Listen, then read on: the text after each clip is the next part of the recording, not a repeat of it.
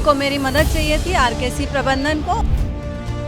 और मुझे पता नहीं था कि कोई हॉकी इंडिया का आदमी है या कोई बाहर से ऑब्जर्वर आया है। मैं किससे बात करूं ना कि कौन है, तो पता चला कि ये प्रिंसिपल महोदय हैं। और सबसे पहली बात कि इनको ये समझनी है कि एक औरत को किस तरह से बात किया जाए और ये किया जाए कि या तो वो कुछ बैठे थे या उनकी आदत ऐसी है। सच्चाई उनकी इतनी ज़्यादा आ चुकी है कि वो इतना ज़्यादा टॉर्चर करते हैं कि 10 से 15 लोग तो उनके आने में नौकरी छोड़ के जा चुके हैं। तो मुझे ये भी आश्चर्य लगा कि आरकेसी जिसके साथ में 35 सालों से लगभग जुड़ी, वो और रायपुर में छत्तीसगढ़ के रहने वाले खिलाड़ी, कॉलेज है छत्तीसगढ़ का टॉप कॉलेज है। अभी आपने देखा ही वो 375 रुपीज़ बिरयानी वाला केस कितना बुरा हुआ है। वहाँ भी पढ़े लिखे लोग थे। और अगर मेरा समाज मेरा सम्मान नहीं कर सकता तो देश का सम्मान या देश की महिलाओं का सम्मान क्या करेगा, मुझे ये नहीं मालूम।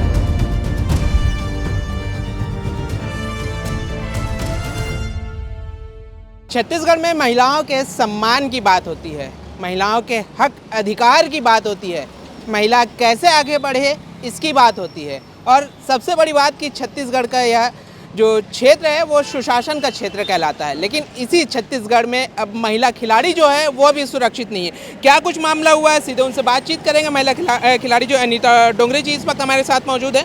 मैम, क्या कुछ घटना घटी है कि आप इतने सालों से जो है कोर्ट के चक्कर और तमाम विभागीय अधिकारियों के चक्कर लगा रहे हैं, क्या कुछ मामला हुआ है?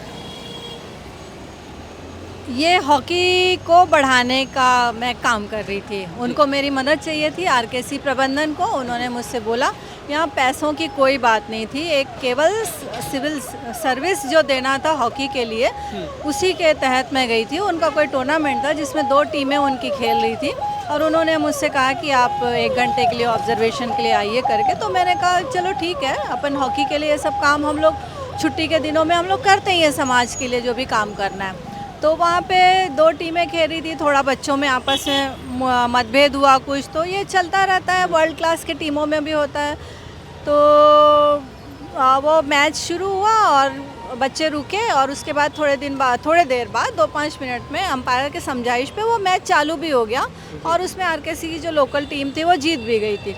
इसी बीच में मुझे वहाँ एक आदमी आया, वो कालीचरण शायद नाम है उनका, और उन्होंने बोला कि सर बुला रहे हैं ऐसे कर। तो मुझे लगा प्रबंधन वाले कुछ बात पूछना चाहते हो, तो मैं गई ऐसे। तो कुछ वहाँ बहुत सारे लोग बैठे थे और कुछ ऐसे वो छतरियाँ लगी हुई थी, उसमें एक जन आदमी बहुत ज़ोर से चिल्लाया। उसने ऐसे जाके बोला कि आए, तो मैं ऐसी खड़ी थी, मुझे नहीं मालूम था कि कौन बुलाया करके। तो वो आदमी ने ज़ोर से चिल्लाया और बोले क्या हो रहा है यहाँ पे, ऐसे ऐसे करके, और आपको इससे क्यों बुलाया गया है ऐसे कर। तो मेरी समझ में नहीं आया कि ये बोल कौन रहा है, कहाँ से सब करके। तो मैंने कहा नॉर्मल है, इसमें पता नहीं, और मैं वापस आ गई अपनी जगह पे। मैंने कहा पता नहीं। फिर उसके बाद वापस फिर से आया, बोले आपको बुला रहे हैं। मैंने कहा मैं नहीं आ रही हूँ। फिर तीसरी बार 10 मिनट में फिर आया कि आपसे एक्सप्लेनेशन लिखने के लिए बोला जा रहा है। मैंने कहा मैं नहीं दूँगी। फिर जब हाफ़ टाइम हुआ, ये सब हाफ़ टाइम की ही बात हो रही ना, हाफ़ टाइम होने के बाद जब मैं वो मेरा जो दूसरी टेक्निकल कमेटी थी वो सामने बैठी हुई थी, तो मैं उनके पास गई और मैंने कहा ये आदमी है कौन, ये जो चिल्ला रहा था। और मुझे पता नहीं था कि कोई हॉकी इंडिया का आदमी है या कोई बाहर से ऑब्जर्वर आया है। मैं किससे बात करूं ना कि कौन है, तो पता चला कि ये प्रिंसिपल महोदय हैं। तो मैंने कहा इनको हॉकी की कितनी समझ है कि इस तरह से बात कर रहे हैं। और सबसे पहली बात कि इनको ये समझनी है कि एक औरत को किस तरह से बात किया जाए और ये किया जाए। शायद वहाँ कोई पुरुष होता तो करते नहीं करते मैं नहीं जानती, लेकिन अब तो उनके बारे में इतनी सारी कहानियाँ मेरे पास आ चुकी हैं, कहानियाँ नहीं, सच्चाई उनकी इतनी ज़्यादा आ चुकी है कि वो इतना ज़्यादा टॉर्चर करते हैं कि 10 से 15 लोग तो उनके आने में नौकरी छोड़ के जा चुके हैं। और वो पूरी लिस्ट मेरे पास है। और वो पता नहीं महिलाओं अपनी टीचर्स से कैसे बात करते हैं ये नहीं मालूम मुझे।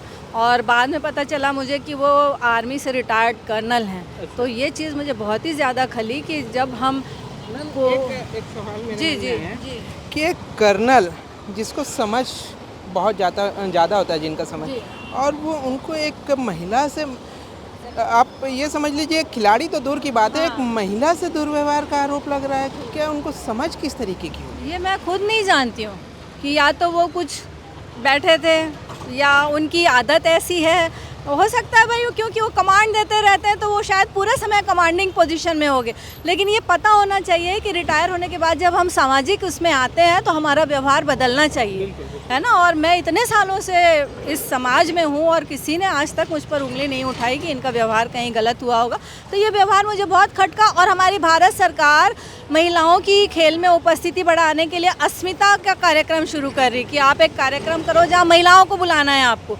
तो जब मैं यहाँ पर गई हूँ तो मेरे साथ ये काम कर रहे हैं ये। तो ये आपको चीफ गेस्ट के तौर पर वहाँ पर बुलाया गया था, एक हिसाब से कहा जाए तो। जी जी, बुलाया गया था और वहाँ पर बुलाने के बाद आपके साथ ही दुर्व्यवहार हो रहा है। बिल्कुल बिल्कुल। तो मैं चीफ गेस्ट नहीं थी, मैं मानती हूँ, लेकिन उन्होंने मुझे एक स्पेशल गेस्ट तो बुलाया, लेटर खुद लिखा, उनको पूरा पता, मेरा बायोडाटा मांगा गया, ऐसे वैसे। तो मुझे ये भी आश्चर्य लगा कि RKC जिसके साथ में 35 सालों से लगभग जुड़ी, वो और रायपुर में छत्तीसगढ़ के रहने वाले खिलाड़ी, कॉलेज है छत्तीसगढ़ का टॉप कॉलेज है, मैं भी एक टॉप खिलाड़ी रही हूँ, उससे इतना बायोडाटा छानबीन करके मांगी जा रही है, उसके बाद ये बोला जा रहा है कि इनको भी काम नहीं आता। तो आप ही कर लेते, आप ही कर लेते भाई, क्यों बुलाया आपने किसी को। तो ये चीज़ें हुई हैं और वो 2-2.5 साल हो गए इस चीज़ को, 2023 की बात है, वो अभी तक वो महिला आयोग में उपस्थिति नहीं दे रहे हैं। अच्छा मैम, मैं एक चीज़ और जानना चाहूँगा। आप जैसा बता रहे हैं कि 2 से 2.5 साल हो चुके हैं, क्या आपको लगता है कि न्याय की राह अब आसान हो चुकी है? क्योंकि जिस तरीके से छत्तीसगढ़ की सरकार बोलती है कि सुशासन की सरकार है, कोई भी अपराधी या फिर कोई भी जो महिलाओं के साथ दुर्व्यवहार करेगा वो बख्शा नहीं जाएगा, तो क्या आपको लगता है कि अब न्याय की जो राह है वो आसान होती दिख रही है? जब मुझे न्याय मिलेगा ना तब मुझे ये लगेगा कि आसान है राह। आप तो अभी 2.5 साल से 2.5 साल हो ही गए हैं और मैं इससे पहले मैं कभी मीडिया में नहीं आई, मैंने कोई वो नहीं दिया था कि ये लड़ाई मेरी है, मेरे अपने सम्मान के लिए। और अगर मैं अपना सम्मान नहीं कर सकती तो मैं देश का सम्मान क्या करूँगी, मुझे ये बताइए। और अगर मेरा समाज मेरा सम्मान नहीं कर सकता तो देश का सम्मान या देश की महिलाओं का सम्मान क्या करेगा, मुझे ये नहीं मालूम। तो ये अगर इस तरह के एलीट लोग, अभी आपने देखा ही वो 375 रुपीज़ बिरयानी वाला केस कितना बुरा हुआ है, वहाँ भी पढ़े लिखे लोग थे। ये मेरा समाज कैसा जा रहा मुझे नहीं मालूम। मैम एक अंतिम सवाल है कि अब आप क्या चाह रहे हैं इस पूरे केस में, और इस पूरे केस को किस तरीके से आप